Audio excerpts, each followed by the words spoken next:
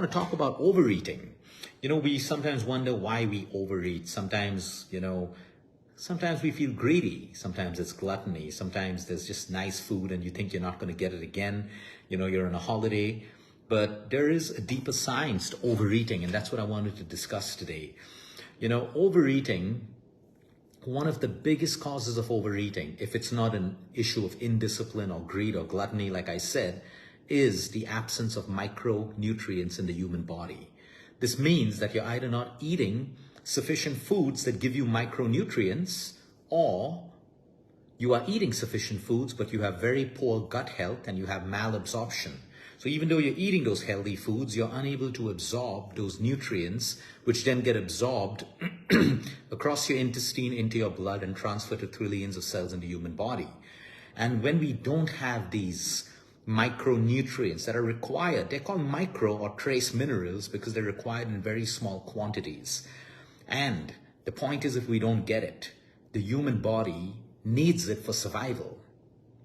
We need trace minerals. We need like magnesium, we need copper, we need silicon, we need boron.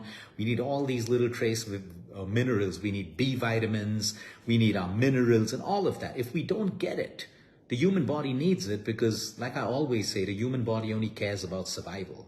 Even right now, you may be thinking about your next holiday, you may be thinking about a relationship, you may be thinking about work. That's all fine, but within you, at a cellular level, your cells are just competing with one another to stay alive, survival of the fittest.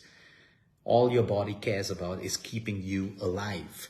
So when it doesn't get what it needs it for survival. So what's one way that the body would get it? It creates hunger signals, hoping that you will eat, but eat something that gives it those micronutrients. And when it gets it, your cravings will stop. But we go on eating the wrong foods and we keep craving because it's usually sugar, salt, and fat that keeps us craving. But if I've eaten a meal and my body's not got the nutrients that it needs, it is going to create hunger. And I am going to now start eating more and more at infrequent times until my body gets what it needs. That's how the human body works. You can say, I'm going to eat only 4 hours, I'm going to fast 12 hours, I'm going to fast 16 hours. That's all good.